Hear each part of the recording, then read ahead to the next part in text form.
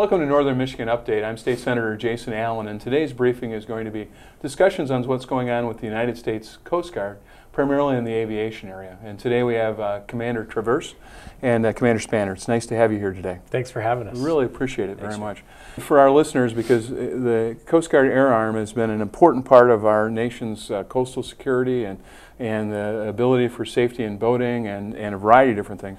How does the history work on that, and how are these different deployments, and where are the different stations throughout the, I guess it's District 7, is that what we're in, or Area 7? We're in the ninth District. Coast Guard District Very right good. now. You know, you can trace, and Dan's probably a better person to do it, you can trace Coast Guard aviation all the way back to 1916 is when we Exactly. Frank Erickson and then Stu Graham, and actually Stu Graham is still alive. And Really? It's a pleasure to see him. Every year we do a Pterodactyl Association meeting. So those would be for like more mature aviators? More mature aviators, Okay. yes, sure. And he is, I think, helicopter pilot number 2. Wow. I think Frank was number 1, Wow. and but it's just an amazing guy to see him. But we trace back to that. They're the ones that were the pioneers of it. Erickson had a vision. His vision was, you know, for helicopters to basically be there for the Coast Guard. He worked with Sergei Sikorsky. Really? Yes, sir. Which was truly the founder of sort of North American Yes, sir. helicopter operation. And at the time, his son was part of that too. He was one of the first ones, I believe, that they hoisted up. His son is still alive. His son comes every year to the Pterodactyl Association. There's so much history there and so much love for Coast Guard aviation between all of them. But it all started out right there with the roots of it. Erickson obviously went on to... Where was this first air base at then? It would have been Brooklyn. Air Okay. Station Brooklyn is where Frank Erickson flew when they had the helicopter and were practicing out of there. And I think their first Coast Guard rescue, if I remember right, was delivering medical supplies. Just a small, they had, somebody needed something, some type of, I forget what it was, a virus or whatever, but he did delivery in the helicopter. And it was the first time I'd ever done that, and that was kind of the start of the whole thing. Wow. So pretty amazing. Now, and a percentage, because from what I've had the opportunity to be on the Cutter Mackinac and see some of those operations, and had the opportunity to meet with Commander Neffen, is it Commander or Admiral Neffen? Admiral Neffen, sure. Yes, sir. And amazing group of individuals that you have. What percentage is the air arm versus the ships and the rest of the operations? Well, there's in the Coast Guard, there's 26 air stations that we have. Okay. And then as far as cutters, my goodness, you even have the number on that? I don't have the exact number. I think in terms of officers in the Coast Guard, we have about 800 aviators, if I have that right. Wow. So, and then the others would be involved in cutters or shore-based operations, regulatory responsibilities, things like that. I think our number is about 8,000 officers, so that kind of gives you a feel. And then 38, 40, 50,000, what's the?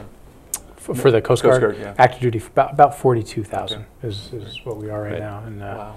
you know, a very small percentage So of it's officers. a relatively small part of the Coast Guard. Yes, sir, very small percentage. Okay, now when you've talked to the Detroit Air Station, you've got the Traverse City Air Station, and then there's other operations. What's sort of within the 9th District? How many other air wings are there? Or?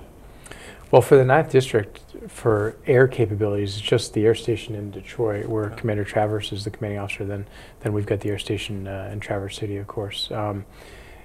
That's the extent of our capabilities, and we split up our responsibilities basically right down the middle. Okay. At Traverse City, I've got Lake Michigan, all of Lake Michigan, and then Lake Superior, and northern half of Lake Huron. And when you move south, Right around Travers the moves 44th from there. parallel, Okay. Alpine out, you know, the walls right around there is where we split Huron. I've got southern half of Huron, all of Erie and all of Ontario, and I go all the way out to Messina, New York at the St. Wow. Lawrence Seaway. So that's sort of the mouth of the St. Lawrence Seaway, Yes, all sir. the way to All the way to Alpena. the very, well, if you take the whole 9th District, we go all the way from the St. Lawrence Seaway to Alpena for me. John picks up in Alpena and takes it all the way out to the Minnesota border. My goodness. And we Western And that's Minnesota with border. how many?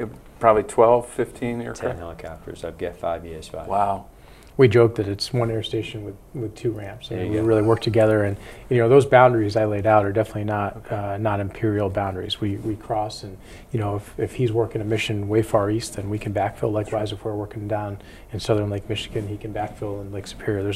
It's teamwork, and that's really the story of the Coast Guard. We try to work together as a team because the entire service is multi-mission trained, and we can even, if we had to, and we've done this before, we did it recently, any 2 pilots who are qualified in the airframe can fly together. They could Wow. be from his air station, my air station, Wow. it doesn't matter because we have very good standardization and try to focus on that. We did that recently down in Florida. So. Wonderful. Well, we can talk a little bit about some of the specialty operations. You brought up a point. What does multi-mission trained mean? Well, the Coast Guard, we have a number of statutorily required missions, you know, maritime safety, maritime security, environmental protection, national defense, and the list goes on. And each of those missions has an operational component to it where you need to be proficient in a certain type of operation.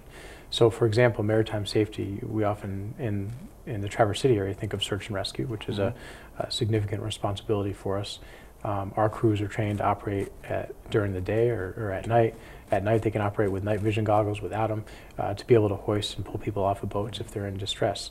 With law enforcement, we need to be up to speed on, you know, what the regulations are, what the international boundary protocols are, and so forth. So we're constantly training to be sure that we understand what our responsibilities are in any of those areas, so that any crew can go out on its own by itself and in what we say, prosecute the mission. Perfect example, Senator. I had a helicopter that was on a law enforcement alien migrant interdiction operation patrol down in 7th Coast Guard District. They were down in the Caribbean. Okay. And they were working, as a matter of fact, they had flown off. They were in Guantanamo Bay, just doing some Wow. routine maintenance, and the earthquake, the Haiti earthquake hits. The cutter that they were on, Coast Guard cutter forward, immediately gets told, you're now going to go. We want you in Port-au-Prince Harbor by 8 o'clock the next morning. There they are. They're in Port-au-Prince Harbor by 8 o'clock the next morning.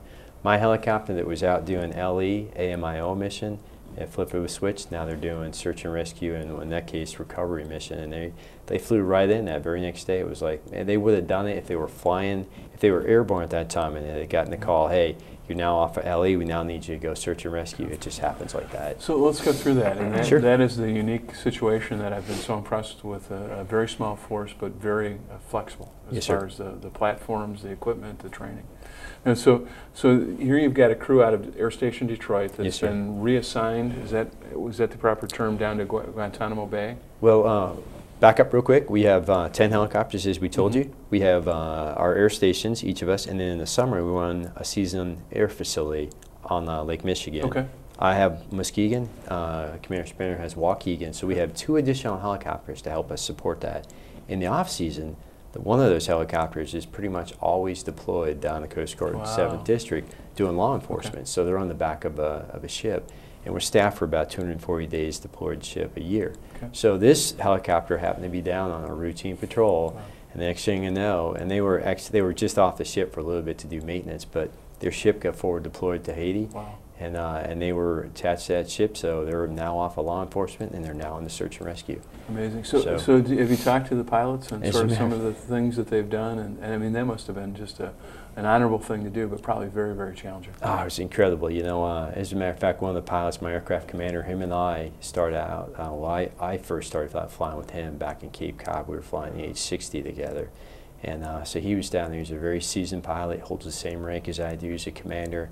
And it was great to see it through his eyes, because he also has experience as a former Army pilot. And he was sending me back blogs, if you will, because they ended up becoming blogs. Right. But the stuff he was writing was just to see it through his eyes and to hear it.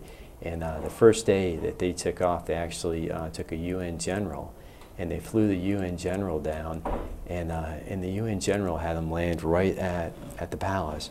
And he also had him land there at the UN at the building for the where his troops would have been, and it was very real to the general to realize that, oh my gosh, you know, those are my people. They would have been right there. The building has collapsed. I've just lost a lot of my friends, my soldiers, and so they were right there with him as this was becoming apparent to him. And the like severity I said, and the magnitude. Yes, sir. So they landed. They had dropped him off, and before they knew it, they were off doing other missions. They were over reconnaissance, and then they started. Then the next day. When you're saying aerial reconnaissance, because can we step back? Just yes, so sir. that people Absolutely. Know, and I assume an H-60 is like a type of helicopter. When I was in the Army, that was like an Air Cobra or a Black Hawk helicopter. Yes, sir. Okay. So they're flying sort of a version of the Coast Guard version, and they're on the back of a ship, and then they're rescuing these people.